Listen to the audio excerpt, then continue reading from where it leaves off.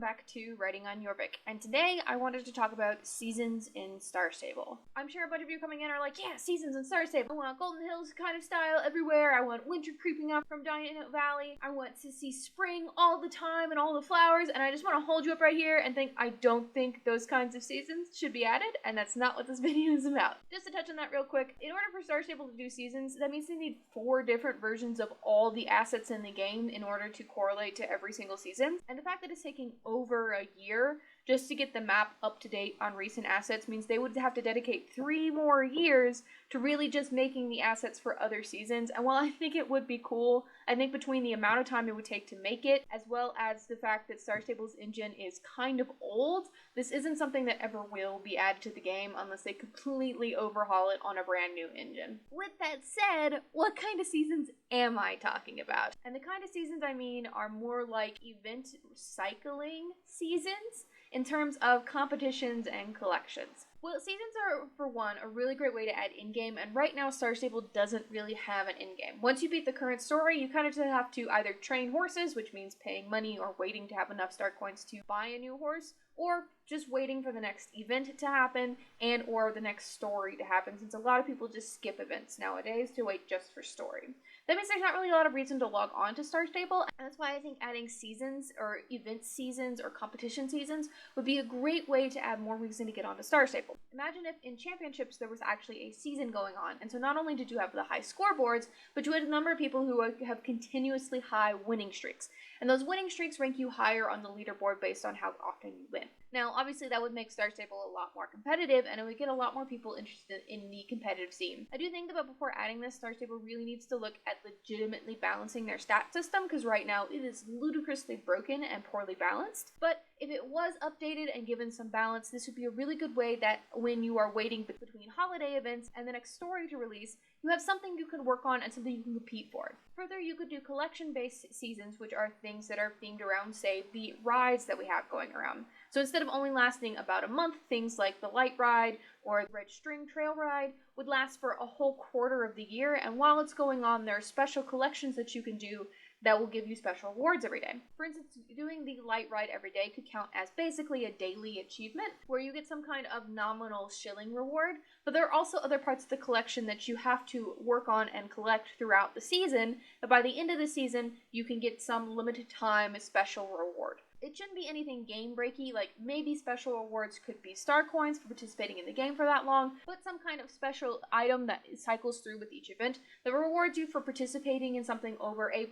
relatively long amount of time. This means that you could have a really long amount of time to do a bunch of achievements like do the light ride 10 times, do it twice with friends, go visit these special locations associated with the story plot. Things that kind of remind you of things going on around the map that you may not have visited in a while, to keep you interested in Star Stable and also to give you a reason to log on. This kind of fleshes out the achievement system, but it also gives a really good in-game, because then there's something you can actively be working on besides horse training when you get onto Star Stable every day. And as long as the requirement takes up about 2/3 of the amount of time to complete as the amount of time that it runs, it makes it pretty easy for people to get on and still feel like they can achieve it without having to log on every single day, but there's still an incentive that you need to log on a majority of the days that the event is available. Now, I definitely think there needs to be a bigger window than some of the current holiday events, but considering that usually the holiday prizes are available for sale the next year, I don't think that this would be a big deal, particularly if these items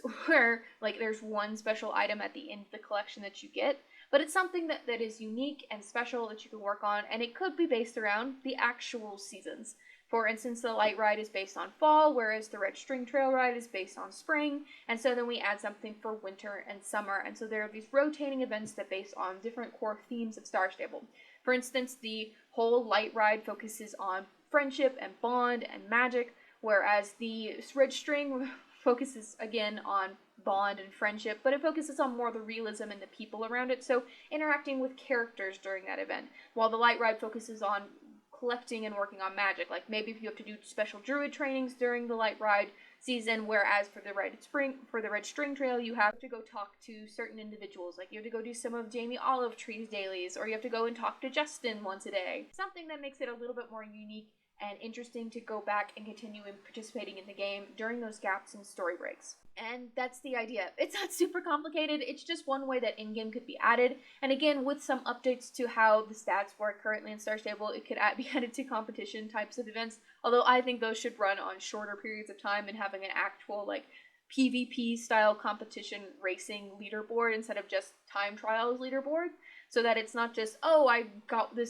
good at this race this one time, but I've also got really good at this championship over and over and over again. Now, that might be difficult too, because again, it may be harder for people to feel like they can get into championships because there's just one person dominating, and that should be an indication to Star Stable that they need to update how championships work to make it a little bit more fair, and maybe once you start having more and more championship wins, and you get a debuff to make it harder and harder for you to maintain that title and make sure that the competitive spirit becomes a little bit more accessible. But however it gets implemented, I think adding some type of in-game seasonal rotation competitions or collections will be a good way to get Star Stable to continue to have an in-game and get players to continue to engage after